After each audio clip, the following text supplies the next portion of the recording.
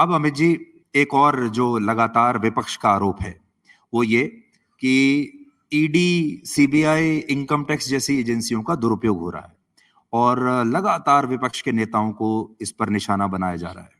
इस पर आप क्या कहना चाहेंगे? देखिए, जब 2017 में बात कर रहा हूं, यूपी का चुनाव था, कांग्रेस की एक बड़ी नेत्री ने कहा कि भ्रष्टाचार हमने किया था तो क्यों कार्यवाही नहीं हो रही है, हम पर सवाल खड़े करे थे। अब हो रही है तो हाय तौबा कर रहे हैं। ये सारी एजेंसियां, कोई एजेंसी कोर्ट ऊपर नहीं है जी। किसी भी नोटिस को भी आप कोर्ट में चैलेंज कर सकते हैं, एक। किसी भी एफआईआर को कोर्ट में चैलेंज कर सकते हैं, दो। और किसी भी चार्जशीट को भी कोर्ट में चैलेंज कर रहे हैं, तीन। भाई, कोर्ट में जाने की जगह यहां पर होला कर क्या होगा?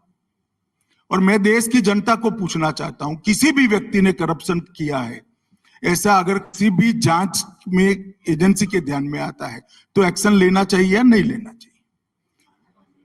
और ये सारे लोग जो हाय तौबा कर रहे हैं, इसमें 2 केस छोड़कर सारे केस रजिस्टर्ड उनके टाइम में हुए हैं, हमारे टाइम में नहीं हुए हैं। उन्होंने अपने शासन में जो 12 लाख करोड़ के घपले, घोटाले, भ्रष्टाचार किया, उस वक्त सीबीआई में फिलहाल मामला टालने के लिए केस रजिस्टर कराए थे। फिर इसके अंदर धन शोधन का मामला है तो ईडी कर रही है। पहली एफआईआर उनके समय में हुई है, 2 केस छोड़कर, सारे केस में हमने नहीं किया है भैया। और कोर्ट में जाते हुए उनको कौन रोक रहा है? और बहुत, हमारी पार्टी में तो कम है, उनकी पार्टी में ढेर सारे अच्छे वकील हैं। नहीं, पर अभी उनको बेल भी अगर मिलती है तो वो इसको एक जीत की तरह प्रोजेक्ट करते हैं और ये कहते हैं कि भाई देखिए, चाहे वो लालू यादव हो, चाहे सिसोदिया हो, चाहे कविता हो, चाहे शिवसेना के जो ना हो, सिर्फ कुछ खास लोगों को ही निशाना बनाया जा रहा है, या ममता बनर्जी की पार्टी के जो लोग हों। ठीक है, फिर वो कुछ दिन जेल में रहते हैं, फिर बेल लेके बाहर आ जाते हैं, फिर वैसे ही आपके खिलाफ एक दुष्प्रचार वो करते हैं। तो ये एक नैरेटिव वॉर भी है। देखिए, हर चीज को जनता बारीकी से देख रही है और जनता आपका अपना मैंडेट देगी।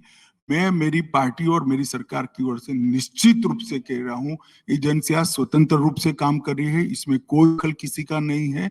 और मेरा सभी से यह अनुरोध रहेगा कि आप न्याय के रास्ते का रुख अख्तियार करिए, यही सही रास्ता है। एक अमित जी, एक बात होती है टाइमिंग।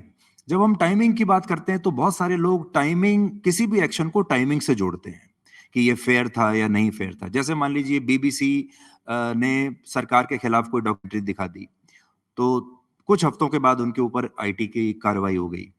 नहीं, मैं तो डॉक्यूमेंट्री के टाइमिंग पर सवाल उठाता हूं। 2002 की घटना 2023 में चुनाव के अगले साल दिखाने का क्या मतलब है? भाई बताओ, कोई मतलब है?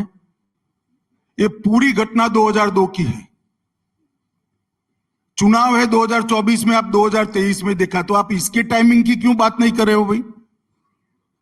और जहां तक ये इनकम टैक्स के टाइमिंग की बात है, मैंने भी पूछा किसी को, ये 3 साल से इनके साथ कॉरेस्पॉन्डेंस हो रहा है। अब कोई अपने आप को कानून से ऊपर मानेगा तो कोई नहीं है कानून के ऊपर, सबने कानून के हिसाब से चलना पड़ेगा और आगे बढ़ना पड़ेगा।